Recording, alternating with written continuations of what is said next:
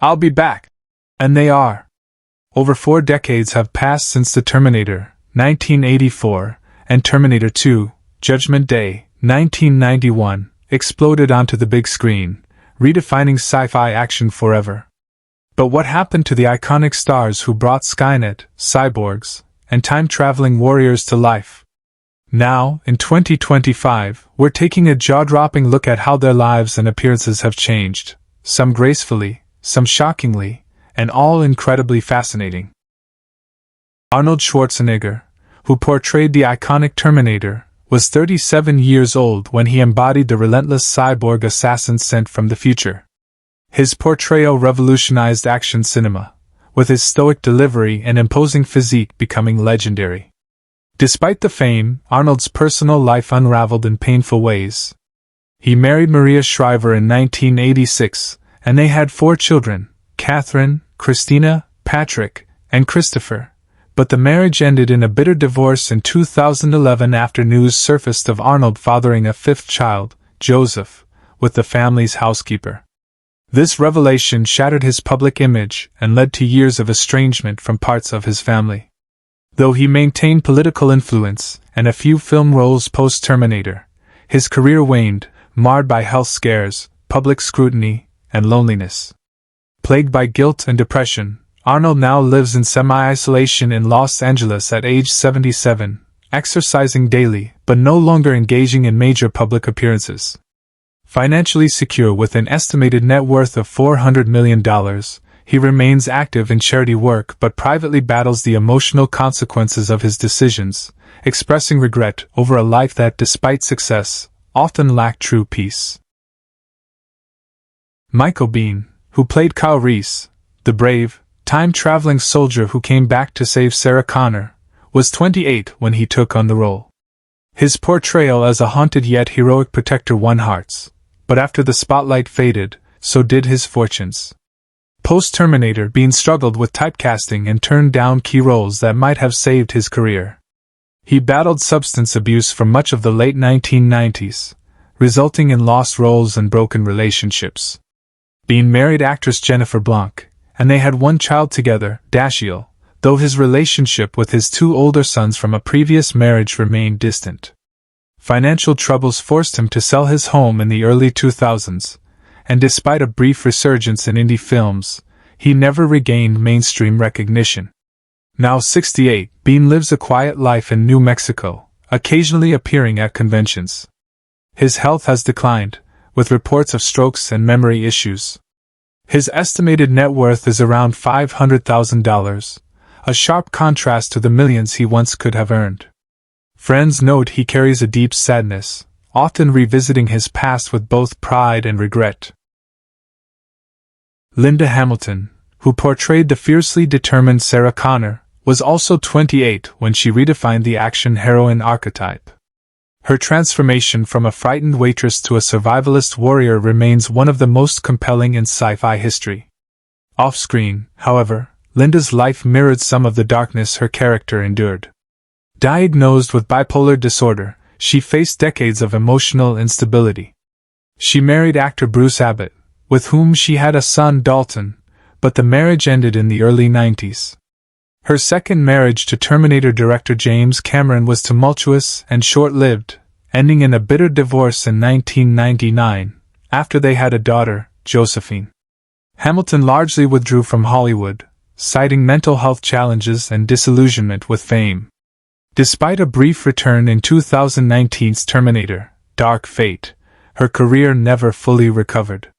She lives modestly in New Orleans, age 68, and has reportedly cut ties with many in the industry. Estimated to have a net worth of $6 million, she prefers solitude, dedicating time to mental health advocacy, but often wrestles with past regrets and broken relationships that shaped her lonely present. Paul Winfield, who played Lieutenant Ed Traxler, the weary but insightful police lieutenant, was 45 when he appeared in The Terminator. His performance was lauded for grounding the film's chaos with human empathy. A classically trained actor, Winfield's post-Terminator years saw a slow retreat from lead roles due to typecasting and industry bias. He never married but had a long-term partner, architect Charles Gillen Jr., who died in 2002, a loss from which Winfield never fully recovered.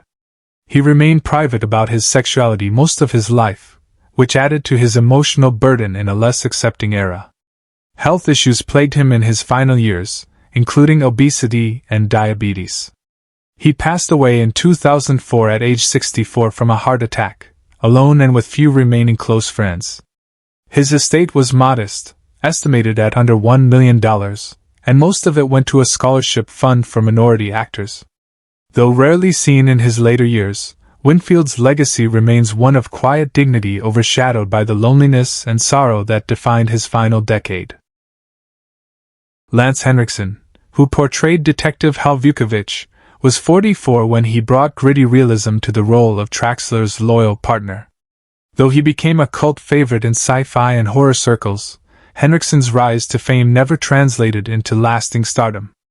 Born into poverty and raised in abusive foster homes, his early trauma left emotional scars that followed him into adulthood. He married 3 times, each ending in divorce, and had 4 children: Alchemy, Sage, Lawrence, and Cadence, but his relationships with them have reportedly been strained by his volatile temperament and long absences for filming. After The Terminator, he drifted through numerous B-movies, often working just to stay afloat. Now 84, Henriksen lives alone in a small California home, supported by convention appearances and residuals. He has spoken openly about depression, loneliness, and failing health. With an estimated net worth of $1 million, he continues painting and sculpting as forms of therapy. Despite the tough image he portrayed on screen, Henriksen now lives a reclusive life haunted by unresolved pain and the fading echoes of a career that never fully delivered on its promise. Rick Rossovich, who portrayed Matt, Ginger's charming yet ill-fated boyfriend in The Terminator, was 26 years old when the film premiered in 1984. His character was youthful, impulsive, and tragically killed by the Terminator while trying to protect Ginger. Though Rossovich appeared poised for stardom, with roles in Top Gun and Roxanne, his career took a sharp downturn in the 1990s. He struggled to find meaningful roles and gradually faded from the spotlight. Rossovich married Swedish artist Eva Rossovich in 1985, and they had 2 children, Isaac and Renata. Though initially a close-knit family, the couple separated in 2009 after years of growing apart. His relationship with his children became strained, especially following a short stint in rehab for alcohol abuse in 2011. Financial missteps, including failed investments in a California restaurant and a boutique art gallery, left him nearly bankrupt by 2015. Friends noted he withdrew socially and battled episodes of depression and regret over his unfulfilled career. Now 67, Rossovich lives in relative seclusion in Ojai, California. His net worth is estimated at under $200,000. He occasionally appears at sci-fi conventions but rarely discusses his Hollywood past. Earl Boen, who portrayed the skeptical and coldly analytical Dr. Silberman, was 43 years old when The Terminator debuted. His role as the smug psychiatrist who dismisses Sarah Connor's warnings became a recurring and symbolic character in the franchise, embodying institutional blindness. Off-screen, Bowen was a respected voice actor, but his on-screen career stalled after the early 2000s. Married to screenwriter Carol Keane until her death in 2001, Bowen never remarried. The couple had 1 son, Jonah, who distanced himself from his father following years of tension. Bowen's personal life unraveled further after his wife's passing, leading to a period of deep isolation. He was later diagnosed with Parkinson's disease in 2015, and the progression of his illness led to his retirement from acting altogether. Despite a brief resurgence in interest from fans of the Terminator series, he remained reclusive, reportedly turning down multiple interview requests. He died in January 2023 at the age of 81 due to complications related to lung cancer. At the time of his death, his estate was valued at approximately $900,000, most of which was held in royalties from his voice acting work in video games and animation. Bess Mata, who played the vibrant and energetic Ginger, Sarah Connor's ill-fated roommate, was 26 when the Terminator launched her brief stint in Hollywood. Known for her aerobics background, she brought a quirky vitality to the role. After the film, Mata tried to capitalize on her fitness persona, launching a few exercise videos and making television appearances, but her acting career never truly flourished. She married fitness trainer Brad Connor in 1991, and they had one daughter named Liana. The marriage ended bitterly in 2002 following Brad's public affair with a client, which deeply affected Bess both emotionally and financially. Her relationship with Liana became strained during the divorce, leading to years of silence between them. A failed business venture, an LA-based fitness studio, bankrupted her in 2008. Mata briefly worked as a cashier and later as a receptionist to stay afloat. She was also treated for depression and anxiety throughout her 50s. Now 66, Mata lives alone in a modest apartment in Burbank, California. Her current net worth is estimated at just $50,000. Occasionally spotted by devoted fans, she remains quietly nostalgic about her time in the Terminator, though she rarely engages with the media or public events. Dick Miller, who played the gruff and ill-fated pawn shop clerk in a brief but memorable scene in The Terminator, was 56 when the film premiered.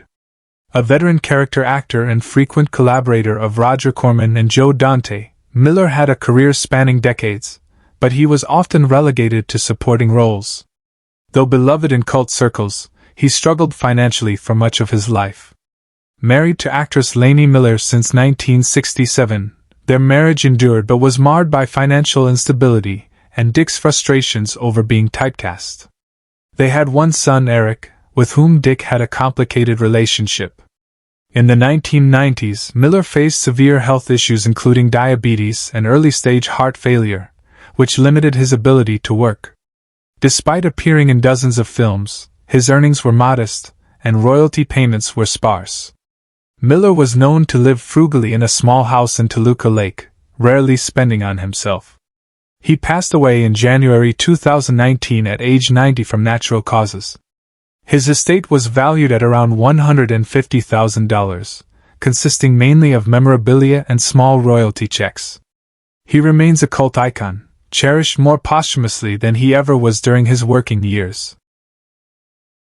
Shawn Sheps, who portrayed Nancy, Sarah Connor's spirited and talkative friend in The Terminator, was just 24 when she appeared in the film.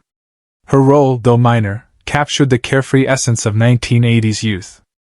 After The Terminator, Sheps pivoted to screenwriting and had moderate success with works like Encino Man and Weeds. However, her personal life was marked by volatility. She married music producer Tony Raines in 1988, and the couple had twins, Miles and Marnie. The marriage ended tumultuously in 1996 after Tony's infidelity and legal troubles involving tax fraud. Her career faltered in the 2000s, and a cancelled television pilot in 2004 plunged her into a depressive spiral. She entered a psychiatric facility in 2007 following a breakdown. Though she recovered, she never regained her former creative spark. Estranged from her daughter and only occasionally in touch with her son, she now lives a quiet life in a shared home in Silver Lake. At 64, Sheps's finances are precarious, with an estimated net worth under $100,000.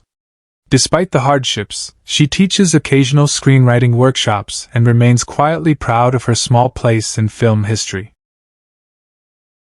Franco Columbu, who briefly appeared as a future Terminator in a Blink-N-You-Miss-It cameo, was 43 years old during the filming of The Terminator in 1984. A former Mr. Olympia and longtime friend of Arnold Schwarzenegger, his presence, though brief, added a chilling intensity due to his powerful frame and robotic expression. After the film, Columbu's acting career never truly flourished, with roles limited to low-budget European productions and fitness videos that struggled to find distribution. Behind his muscular exterior was a man facing emotional hardship. He was married to Deborah Drake Columbia, with whom he had one daughter named Maria. Despite outward appearances, their marriage was marred by long separations and personal misunderstandings, eventually leading to an unofficial separation in the early 2000s. He suffered 5 major life setbacks: a devastating knee injury that ended his strongman career, financial losses from failed gym franchises, estrangement from several close friends in the fitness community, an extended battle with depression, and difficulty adjusting to aging. Franco died in 2019 at the age of 78 from a heart attack while swimming. At the time of his death, his estate was valued at approximately $1.5 million. Though his final years were quiet and somewhat isolated in his native Sardinia, Colombia remained a revered figure in bodybuilding circles. Bill Paxton, who portrayed the punk leader in a memorable early scene of The Terminator, was just 29 when he delivered that cheeky, edgy performance opposite Arnold Schwarzenegger's menacing cyborg. Though it was a minor role, Paxton's electric energy and charisma helped springboard his later career in hits like Aliens and Twister. But behind the scenes, Paxton's life was often turbulent. He was married to Louise Newberry for 30 years and had 2 children, James and Lydia, yet the marriage endured long absences, emotional disconnect, and frequent therapy sessions to mend their bond. Paxton battled 5 major life crises: a near bankruptcy from an ill-fated directorial venture, the emotional toll of losing both parents within a short span, chronic anxiety that worsened in his 50s, difficulty maintaining long-term friendships in Hollywood, and eventually severe heart problems that plagued his final years. He passed away in 2017 due to a stroke following heart surgery, at the age of 61. At the time of his death, his net worth was estimated at $25 million. Despite his internal struggles, Paxton was deeply admired for his passion and warmth, and his legacy remains strong among fans and colleagues alike. Brian Thompson, who played one of the punks in the iconic opening of The Terminator, was just 25 in 1984. His towering frame and fierce look made him an instant figure of menace, leading to similar roles in Cobra and The X-Files. Yet the imposing exterior masked a lifetime of personal heartache. Never quite escaping typecasting, Thompson grew frustrated by the limits Hollywood placed on him, and his career plateaued by the late 90s. He married actress Isabel Knox in 1992, and they had 2 sons, Mason and Jet. Though the couple stayed together, friends described their marriage as a cold partnership more than a loving bond. Thompson battled recurring depression, a strained relationship with his eldest son who later moved abroad to cut ties, a failed attempt to launch a film school, chronic back pain from old stunt injuries, and the bitterness of being overlooked for more complex roles. Now 65, he lives in a modest home in Burbank and makes a living from convention appearances and voiceover work. His current net worth is estimated at $400,000. Despite everything, Thompson continues to seek artistic redemption, often expressing his desire to play deeper, more emotionally resonant characters. Joe Farrago, who briefly appeared as the TV anchorman in The Terminator, had one of the smallest roles in the film but carried it with a believable poise reflective of his years in broadcasting and commercial work. His exact age remains unclear, but he was likely in his late 30s or early 40s during the film's production. After The Terminator, Farrago struggled to find significant acting work and returned largely to voiceover gigs and infomercials, his face gradually disappearing from public view. Married to his college sweetheart, Elise Hartman, the couple had 3 children, David, Nina, and Elliot. However, his long work hours and emotional detachment led to the marriage's collapse in 1997. Farrago experienced 5 major life crises: a painful divorce, bankruptcy following a failed production company, the suicide of his youngest son in 2006, a period of homelessness, and a diagnosis of Parkinson's disease in 2015. These tragedies left him reclusive and largely forgotten. As of his last known public appearance in 2018, he was living in a care facility in Arizona. His net worth, once modest, has dwindled to an estimated $50,000. Farrago remains a haunting example of how even those with a promising start can be swept away by the tides of obscurity and personal misfortune. Who is your favorite character from Terminator? How does it feel knowing that some of the actors are no longer with us? Share your thoughts in the comments below. If you enjoy this type of content, Don't forget to like the video, subscribe to the channel, and hit the notification bell to stay updated on future uploads. Thank you for your support.